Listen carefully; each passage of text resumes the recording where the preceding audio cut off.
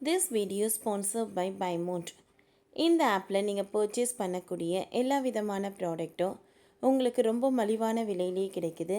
இதில் நிறைய offers and coupons provide பண்ணுறாங்க.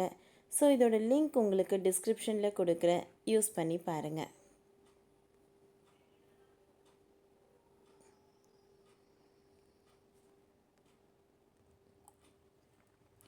வழிப்பறி, போலீஸ் மீது அட்டாக், சினிமாவை மிஞ்சிய பைக் சீஸ், ரவுடி விஜயை என்கவுண்டர் செய்தது எப்படி?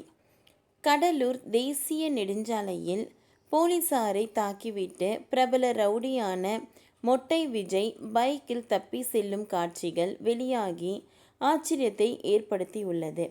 பைக்கில் 3 பேர் மின்னல் வேகத்தில் சென்ற நிலையில் அவர்களை போலீசார் விரட்டி பிடித்துள்ளனர். இந்த வீடியோ சோஷியல் மீடியாவில் அதிகமாக பரவப்பட்டு வருகிறது. கடலூரில் லாரி ஓட்டுநர்களை அரிவாளால் வெட்டி தொடர் வழிப்பறியில் ஈடுபட்டு வந்த பிரபல ரவுடியான மொட்டை விஜய் என்கவுண்டர் செய்யப்பட்டுள்ளார்.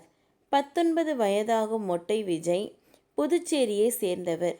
இவர் மீது ஏற்கனவே 30க்கும் மேற்பட்ட வழக்குகள் நிலுவையில் இருந்தன. இந்த நிலையில் கடலூர் எம்புதூர் அருகே காளிமுத்து என்பவர் வந்துள்ளார்.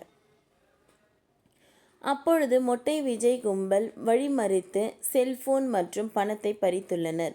இந்த சம்பவம் தொடர்பாக மாவட்ட கண்காணிப்பாளர் விஜயகுமாருக்கு தெரிவிக்கப்பட்ட நிலையில் தேசிய நெடுஞ்சாலையில் சிசிடிவி காட்சிகள் உடனடியாக ஆய்வு செய்யப்பட்டு விசாரணையை தீவிரப்படுத்தியுள்ளனர். இந்த நிலையில் மொட்டை விஜய் உள்ளிட்ட 6 பேர் கொண்ட கும்பல் எம்புதூர் அருகே உள்ள ஒரு தோப்பில் மறைந்திருந்தது போலீசாருக்கு தெரிய வந்துள்ளது. இதன் பின் தனிப்படை போலீசார் அவர்களை சுற்றி வளைத்த நிலையில் திடீரென மொட்டை விஜய் அரிவாள்களால் போலீசார் 2 பேரை தாக்கிவிட்டு பைக்கில் ஏறி தப்பி முயன்றார்.